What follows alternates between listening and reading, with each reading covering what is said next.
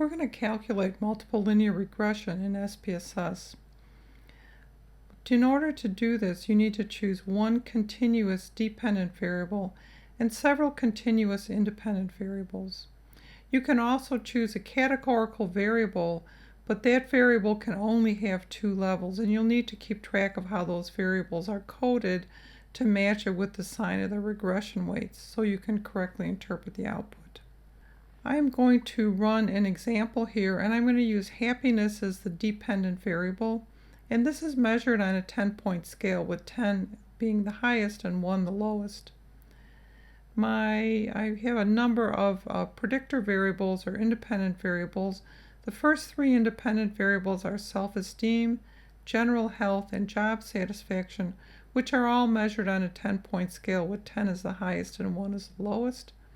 The next independent variable is age, as measured by years, and the final independent variable is income, which is measured in dollars per year. And we're going to use 0.05 as the alpha level, and the research question is: do self-esteem, general health, job satisfaction, age, and income predict happiness?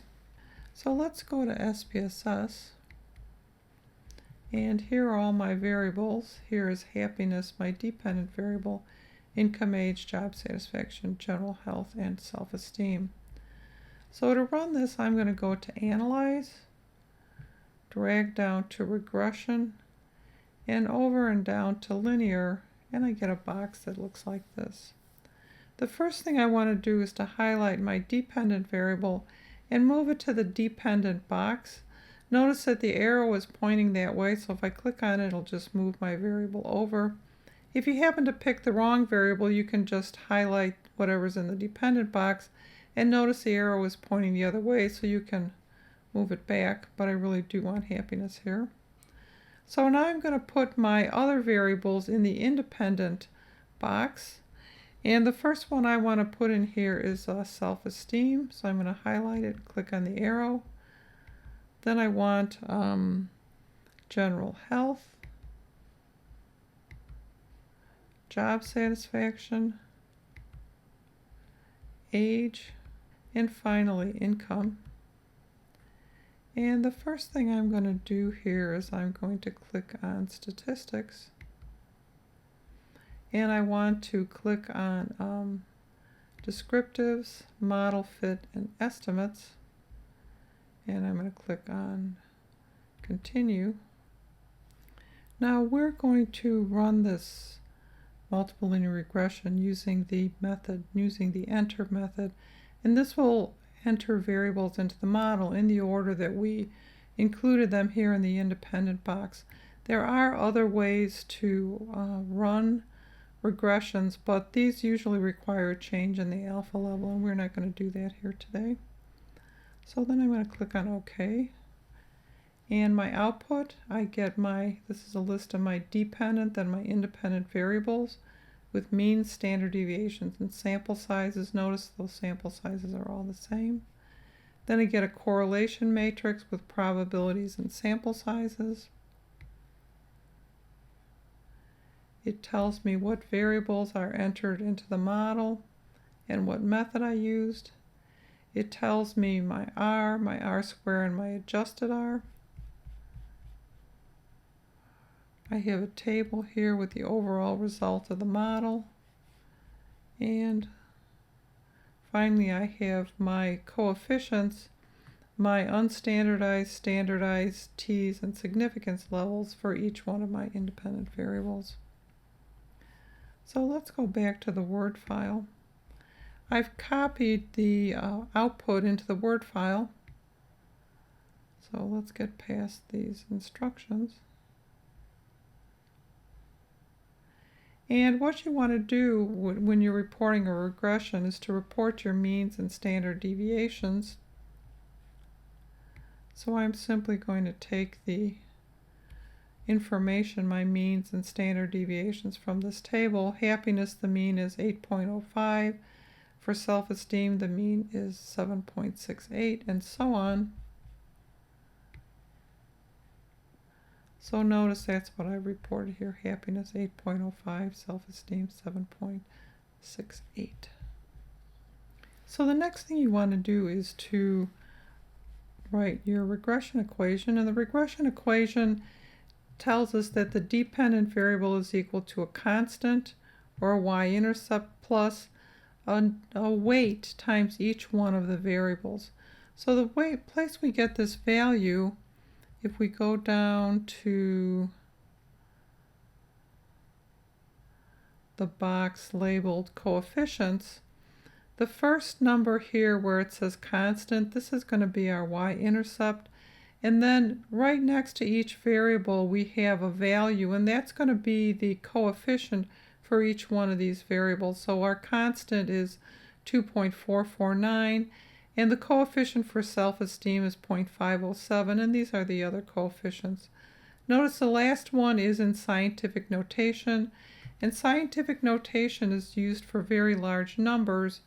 So whenever you see the E, that indicates it's scientific notation, and we're going to take the decimal place and move it 5 places. If it's a negative sign, we'll move the decimal place to the left. If it's a positive sign, we'll move it to the right. So let's go back up. And our regression equation is 2.449 plus 0.507 times self-esteem. And then we have the other coefficients times general health, job satisfaction, age, and income. So now let's look at whether our overall model is significant. And to find that out, we're going to go into the box labeled ANOVA. And here we have the F, 16.135 with 5 and 92 degrees of freedom, and the probability of that is 0.000. When we get that probability, it doesn't mean it's 0, it simply means it's less than 0.001, which is in fact less than 0.05, so this model is significant. So let's report that. So we're going to say the overall model predicting happiness from self-esteem, general health, job satisfaction, age, and income is significant. F with 5 and 92 degrees of freedom is equal to 16.135 with a probability of less than 0.001. So now we want to look at whether each one of our variables is significant. So let's go down here again.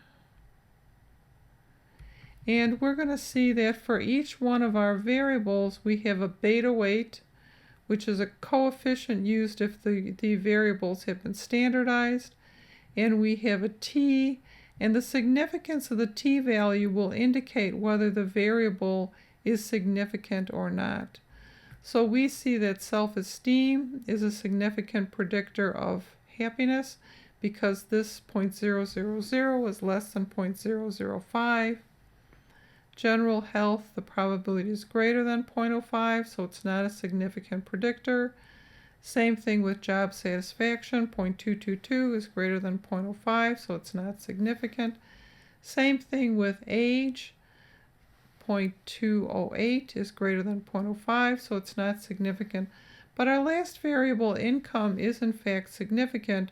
0.029 is less than 0.05, so that's a significant predictor. And notice each one of these probabilities is connected with a beta and a t value. So the way we're going to report this is to say that self-esteem, beta is equal to 0.488, t is equal to 5.472, the probability is less than 0.001, and income, beta 0.229, t 2.216, probability 0.029 are significant predictors of happiness. However, general health, beta 0.172, t 1.921, probability 0.058, just missed it. Job satisfaction, beta 0.100, t 1.231, probability 0.222, and age, beta minus 0.123, t minus 2.1268, p 0.208 are not significant predictors of happiness. So we have only one more thing to do, and that's to find the adjusted R-square for this model. And we find that value is reported in the box labeled model summary. So our adjusted R-square is 0.438. So we'll simply say here the adjusted R-square of this model is 0.438. So this model explains 43.8% of the variability in happiness.